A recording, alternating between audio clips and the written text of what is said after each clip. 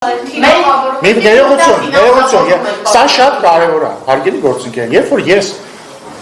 պահանջում եմ հաշվետվողականություն, մի ասեմ ազգային ժողով, ինչ դղյակ, ես դղյակ չունեմ, ինչ որ նշանակում, ում մասին է խոսքը, ով դղյակ ունի մեր թիմի, Մարդ միզը դղյակ ունի, որտեղ է դղյակը, առանձնատունը դղյակ է, առանձնատունը դղյակ է, այսինքն դուք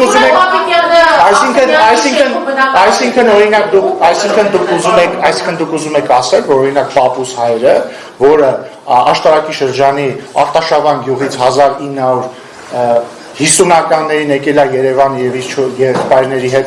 մեր երրորդ մասում ներկայումս գտնվող տունն է սարքել, սեփական տունը, առանձնատունը, դա դղյակ է, Դու կարող ես Չէ, ասում դա դղյակ է,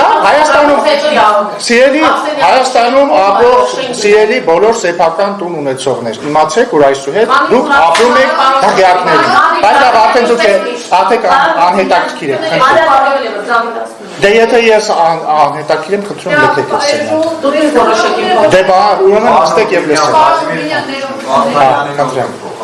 Չէ, բայց մի վայրկյան էլի թող։ Խնդրեմ։ Փաստ չի, եթե մանդատը վերցնի, այո, եթե չէ, չի։